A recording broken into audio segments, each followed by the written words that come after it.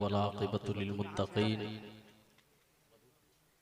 अस्सलातु वस्सलामु अला सय्यिदिल मुरसलीन व अला आलिहि व सहबिहि अजमईन अम्मा बअद। फ़क़द क़ाल अल्लाहु तबारक व तआला फ़ी किताबिहिल मजीद व ख़िताबिहिल क़दीम अऊज़ु बिल्लाहि मिनश शैतानिर रजीम बिस्मिल्लाहिर रहमानिर रहीम लक़द मन्नल्लाहु अलल मुअमिनीना इज़ बअसा फ़ीहिम रसूला सदक़ल्लाहुल अलियुल अज़ीम व सदक़ रसूलुहुन नबियुल अमीनुल मतीनुल करीम व नहनु अला ज़ालिका लमिनश शाहिदीन व शाकिरीन वल्हम्दुलिल्लाहि रब्बिल आलमीन। बिला किसी तमहीद के दुरूद पाक पढ़ लीजिए। अल्लाहुम्मा सल्ली अला सय्यिदना व शफीना व मौलाना मुहम्मदिन बारिक व सल्लिम सल्लु अलैहि सलातुन सलामुन अलैका या रसूलुल्लाह सल्लल्लाहु अलैहि वसल्लम। मुअज़्ज़ज़ हज़रात, इत्मीनान से बैठे, अभी बाहर के मेहमान बाकी हैं। हम लोग वक्ती तौर पे आए हैं, बस थोड़ा सा वक्त लेंगे, बहुत ज़्यादा नहीं। इन उलमाए किराम की ज़ियारत करें और इनकी ज़ियारत करके अपने रूह को ताज़गी बख्शें। ऐसे पता नहीं अमगाछी में क्या माहौल है, ये तो मौलाना रहमत साहब बता सकेंगे या मौलाना कलीम साहब बता सकेंगे। लेकिन आप सुन रहे हैं रूहानी नेटवर्क की इस्लामिक आवाज। स्टेज पे बैठे हैं, इनका अगर कद्र आप कर लें, इनसे मोहब्बत कर लें, इनकी खिदमत कर लें, तो शायद यही आपके लिए निजात का जरिया बन जाए। हालांकि माहौल तो ऐसा नहीं, हमारे इलाके में अक्सर उन लोगों को अपना कायद बनाते हैं जो फासिक होता है, उन लोगों को कायद बनाते हैं जो पेशाब करने का ढंग नहीं जानता है, उन लोगों को कायद बनाते हैं जो चुगली ज्यादा कर सकते हैं, उन लोगों को कायद बनाते हैं जो घूस खाने में मशहूर हो जाए। लेकिन किसी आलिम को कोई कायद कभी नहीं बनाता है। और जब तक लोग उलमा को कायद बनाते रहे, अरे गांव की सियासत क्या है, जब हिंदुस्तान की सियासत ने चाहा कि लोगों को तोड़ दे और लोगों ने जब मुजाहिदे मिल्लत को अपना कायद बनाकर आगे बढ़ा दिया, तो उड़ीसा की धरती ने देखा था कि तारीख बदल गई लेकिन गुलामे मुस्तफा नहीं। इसलिए जरूरी है कि आप अपने उलमाओं का एहतराम करें, और कुछ नहीं तो कम से कम इतना तो हो जाएगा, क़यामत में हो सके रब्बे कायनात इसी के सबब बख्श दे। वरना क़यामत में एक मकाम ऐसा भी आएगा, कुछ लोग ऐसे भी होंगे जिनके नामे आमाल में सजदे तो नहीं होंगे, नेकियां तो नहीं होंगी, रोजे तो नहीं होंगे, नमाजें नहीं होंगी। ऐसे वक्त में रब की रहमत बख्शने के लिए बंदे से पूछेगा, ए बंदा बता तूने नमाज पढ़ी थी? बंदा कहेगा नहीं मौला। तुमने रोजा रखा? बंदा कहेगा मौला नहीं। कहेगा तूने हज किया? बंदा कहेगा नहीं। कहेगा किसी आलिम को सलाम किया? बंदा कहेगा नहीं। रब पूछेगा कि किसी ऐसे शख्स को सलाम किया जो आलिमों को सलाम करता हो। बंदा कहेगा मौला हाँ, मैंने उस शख्स को सलाम किया जो आलिमों को सलाम करता था, ऐसे के साथ बैठा जो आलिम के साथ बैठता था। रब की रहमत पुकार कर कहेगी बंदा जा, उसी आलिम के वसीले से तुम्हें भी आज बख्श दिया। लेकिन आज हम समझते कहाँ, मस्जिद में जाते हैं तो कहते हैं इख्तिदे तो बेहाज़िल इमाम, और जैसे ही बाहर निकलते हैं नीयत बदल जाती है। इमाम की जगह पे लफ्ज़ गुलाम, इमाम की जगह पे लफ्ज़ गुलाम। क्यों? मौलवी साहब टाइम पे नहीं आए, 5 मिनट लेट कर दिए, कहाँ थे? कभी फजर के वक्त थोड़ी सी देर हो गई, जरूरत हर इंसान की होती है, जरूरत हर इंसान की होती है। कभी अगर 5 मिनट लेट हो जाए, 2 दिन 4 दिन अगर महीने में हो जाए, तो फौरन आवाज उठने लगे कि इमाम साहब ड्यूटी सही से नहीं करते, इमाम साहब ड्यूटी सही से नहीं करते हैं। और जैसे ही साल गुजरेगा, इमाम साहब अगर कहेंगे कि थोड़ी सी तनख्वाह को बढ़ा दीजिए, तो लोग क्या कहेंगे जानते हैं? अगर 8,000 है तो 8,500 करने में लगता है कि नानी मर रही है, एकदम आफत का पहाड़ टूट पड़ता है। और मौलाना साहब के पास आएंगे, मौलाना रहमत साहब के पास जाएंगे, और मेरे पास हजरत हसदिया बहुत सारे लोग जाते हैं। ऐसे इस मामले में लोगों ने मुझे मशहूर कर दिया है, ये मेरे पीर का करम है, जिसकी वजह से जाते हैं लोग। और कहेंगे हजरत बल दुआ कीजिए, मेरा बेटा फला जगह गया है काम करने के लिए, एगो तावीज बना दीजिए ना। क्या हुआ भाई? आमदनी सही से नहीं होती है, ड्यूटी सही से नहीं हो पा रही है, दिल ही नहीं लगता है। क्या कितना महीना कमा लेता है? 25,000 रुपया महीना। और तब भी कहेंगे दुआ कीजिए, इमाम को 8,500 देने में चर्बी फटने लगेगी। कभी आपने क्यों नहीं सोचा कि ये आइम्मा किराम हमारे कायद हैं, हमारे लिए रहनुमा हैं, हमारे लिए राहबर हैं। अगर आप अपने इन उलमाओं को किराम कर लेते तो इन उलमाओं के कदम की बरकत की वजह से तुम्हारे घर की परेशानियां खत्म हो। नारे तकबीर, नारे रिसालत।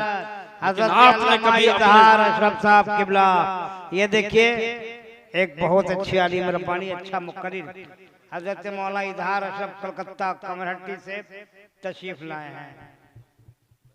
दुरूद पाक पढ़ने अल्लाहुम्मा सल्ली अला सय्यिदना व शफीना व नबीना व हबीबना मौलाना मुहम्मदिन बारिक व सल्लिम सल्लु अलैहि सलातु व सलामुन अलैका या रसूल अल्लाह, सलामुन अलैका या हबीब अल्लाह। मेरे दोस्त और मेरे बुजुर्गों, इसलिए पैगाम लेते जाइए कि अपने उलमा का एहतराम करना सीखिए। अगर उलमा का एहतराम करेंगे तो आपके घर की बरकतें खुद ब खुद बढ़ जाएगी, परेशानियां खुद ब खुद खत्म हो जाएगी, और आपको सोचना नहीं पड़ेगा। आज साहिबे खाना ने खतना के लिए मिलादुन नबी का एहतमाम किया है, और सबसे पहले तो आप तमामी हजरात मिल के दुआ करें, अल्लाह ताला उस बच्चे को आफाते समावी और आफाते अर्जी से महफूज फरमाए। आप लोग भी बोलिए जोर से आमीन। अल्लाह ताला उस बच्चे को सेहत और सलामती के साथ रखे और अपनी रहमत का साया उस पर फरमाए। मुअज़्ज़ज़ हज़रात, मिलादुन नबी सल्लल्लाहु अलैहि वसल्लम के बारे में बोलने के लिए मैं आया था, लेकिन मौजू थोड़ा दूसरा हो गया अब, लेकिन नहीं बोलूंगा, मेरे बाद बहुत अच्छे अच्छे मुक़र्रिर बैठे हुए हैं। इंशाअल्लाह फिर जिंदगी ने इफ़ा किया तो इस बारे में बोलने की कोशिश करूंगा। अब आलिमों की बात आई है और मैं बोल दूं, अगर बसा औकात किसी किसी गांव में ये आदत होती है, लोग नमाज पढ़ने के लिए जाते हैं और जाने के बाद खास करके मगरिब की नमाज पढ़कर निकलेंगे और 4-5 आदमी इकट्ठे जमा हो जाएंगे। होते हैं या नहीं होते? आपके अमगाछी में न... लेकिन बहुत से अरे गांव में होता है, 4-5 आदमी इकट्ठे हो जाएंगे, उसके बाद पहले देखेंगे अगर कोई गांव का आलिम हो या बाहर का आलिम हो या इमाम हो, सबसे पहले उसकी पायजामा पे नजर जाएगी कि पायजामा नीचे पहना है या ऊपर पहना है। अब उसके बाद कुर्ते पे नजर जाएगी। कुर्ता कहीं ज्यादा कीमती तो नहीं है, कहीं ज्यादा प्रेस करके तो नहीं पहना है, और उसके बाद दूसरी चीजों पे नजर जाएगी, चेहरे पे नजर जाएगी। अगर पाजामा नीचे हो गया, अब वहां से तनकीद शुरू। अगर कुर्ता जरा महंगा पहन लिया या प्रेस करके पहन लिया तो वहां भी कहेंगे कि इमाम साहब को देखते हो, अब तो धीरे धीरे ऐसा पहनने लगा कि कुर्ते पे अगर मक्खी बैठे तो फिसल जाए, मक्खी भी बैठे तो फिसल जाए, ये हालत होती है। और अगर कुछ नहीं मिला और चेहरे पे नजर पड़ी, थोड़ा सा चेहरा भर गया है, तो कहेंगे अब इमाम साहब के धीरे धीरे बदन में चर्बी आने लगी। कहीं से कोई पनाह नहीं। मैं पलटकर आपको ये मिजाज देना चाहता हूं, लोगों सुनो।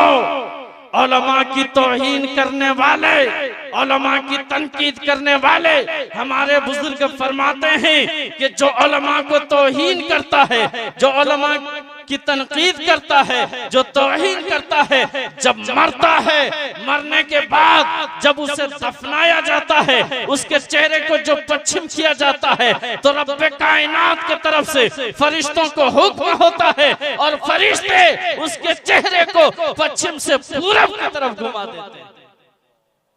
इस्तिक़बाले किबला भी नहीं हो पाता है।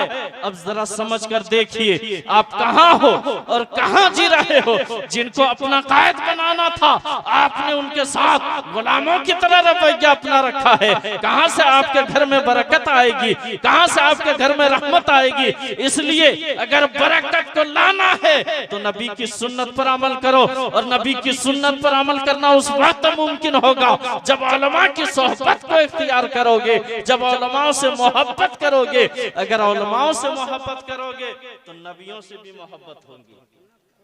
इन बातों को मैंने इसलिए छेड़ा कि मुझसे पहले दो तीन तकरीरें आपने सुनी, हर एक ने सुनी कि नबी से मोहब्बत करो, लेकिन याद रखिए नबी से मोहब्बत करने के लिए पहले इन उलमा से मोहब्बत करनी पड़ेगी। इसलिए कि ये नबी के वारिस हैं। जो वारिसे नबी से मोहब्बत नहीं कर सकता वो नबी से कभी भी मोहब्बत नहीं कर सकता। मेरे नबी ने फरमाया अल उलमा वरसतुल अंबिया, उलमा मेरे वारिस हैं, नबियों के वारिस हैं। अब जब ये उलमा वारिस हैं तो मेरे नबी के भी वारिस हैं, और जब मेरे नबी के वारिस हैं तो जब इनसे मोहब्बत करोगे तो नबी से मोहब्बत हो जाएगी। उलमा से अदावत करोगे और सोचोगे कि ज्यादा से ज्यादा उसका इस्तेहसाल करें।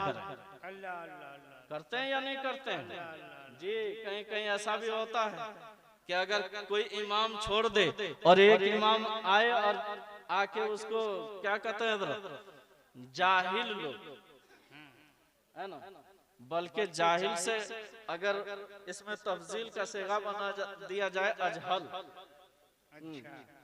तो ज्यादा बेहतर रहेगा।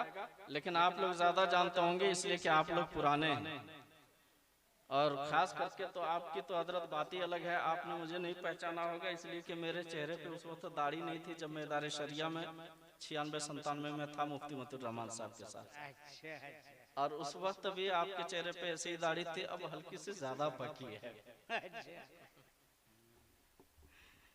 इसलिए मैं तो बखूबी जान रहा हूँ, लेकिन उस वक्त हम लोगों का दौर अलग था जब तरबियत इफ्ता में थे। बहरहाल तो कमेटी वाले कैसे रहेंगे? जाहिल लोग, और इमाम का इंटरव्यू लेने वाला भी जाहिल, जिनको वजू का तरीका मालूम नहीं वो एक आलिम का इंटरव्यू लेगा। जिनको गुस्ल का तरीका मालूम नहीं, जिनको ये भी पता नहीं रहता है कि हम लेटरिन करें तो कितनी उंगलियों से धुलना सुन्नत है। क्या बात है जी? वो लोग इन उलमाओं को इंटरव्यू लेना शुरू कर देते। जी जी, मैं खुल के कहता हूँ कोई पाकी का मसला बता दे तो मैं उसकी गुलामी करूंगा। अल्लाह अल्लाह अल्लाह। कोई कमेटी जो अक्सर गांव में जो कमेटी वाले हैं मुकम्मल पाकी का मसला बता दे तो मैं उसकी गुलामी करूंगा। इसलिए दोस्तों गुजारिश यह है कि ऐसी गलती मत करना। इन उलमाओं का इंटरव्यू लेने के लिए तुम नहीं बल्कि कोई आलिम होना चाहिए, कोई आलिम होना चाहिए, वरना अगर इन उलमाओं के सोहबत में बैठोगे तो जरूरियात जिंदगी में भी तुम्हें फायदा होती रहेगी। जरूरियात जिंदगी समझते हैं ना, खाना पीना बैठना चलना फिरना, सारी चीजें ये क्या है, जरूरियात जिंदगी है। कौन नहीं खाते हैं, सब खाते हैं या नहीं खाते हैं, लेकिन इन उलमा की सोहबत में बैठ लेते तो सीख लेते खाने की सुन्नतें क्या है। सब खाते हैं, जाके बैठते हैं, हाथ भी धुलते हैं। जब उलमा की सोहबत में रहेंगे इनसे पूछ तो सकते हैं कि मौलाना साहब जरा बता दीजिए खाने की सुन्नत क्या है। मौलाना कहेंगे कि घर में हाथ धो के जब बैठोगे तो सर पे पहले अमामा या टोपी या कोई रुमाल वगैरह रख के सर को ढक लेना, उसके बाद छोटे छोटे लुकमे को उठाना और खाना। अगर चावल खा रहे हो तो 4 उंगली से, अगर रोटी खा रहे हो तो 3 उंगली से। आप अगर सवाल करते ये क्यों, तो ये कह देते कि हाथ को धुलना भी सुन्नत है और बैठने का तरीका बता देते इस तरह बैठना भी सुन्नत है। अब उसके बाद खाने का तरीका दिखा के आपको बता देते कि इस तरह खाना भी सुन्नत है, तो आपकी जरूरत भी पूरी हो जाती और कई सुन्नतें भी अदा हो जाती, आपको सवाब भी मिलता और आपकी जिंदगी भी कामयाब हो जाती। लेकिन बैठने की तौफीक कहाँ होती है, इलावे इसके कि हम तनकीद करें। इसलिए दोस्तों अपने रवैये को बदलिए और अपने चलन को बदलिए। उलमाओं की इज्जत करना सीखिए, इनका एहतराम करना सीखिए। इनका एहतराम अगर करेंगे तो यकीनन आपकी जिंदगी कामयाब होगी। मैंने जो आयत मुक़द्दसा पढ़ी थी, लक़द मन्नल्लाहु अलल मुमिनीना इज़ बअसा फ़ीहिम रसूला, रब्बे कायनात फरमाता है तहक़ीक़ अल्लाह जल्ला शानहू ने मोमिनों पर एहसान फरमाया। कब एहसान फरमाया, जब उनमें रसूल मबूस फरमाए। इसलिए दोस्तों अपनी जिंदगी के रविश को बदलिए, उलमाओं को अपना कायद बनाइए, उलमाओं की सोहबत को इख्तियार कीजिए। इनकी सोहबत को इख्तियार करेंगे तो यकीनन आपकी जिंदगी कामयाब होगी। वमा इलैना इल्लल बलाग। अस्सलामु अलैकुम व रहमतुल्लाहि व बरकातहू।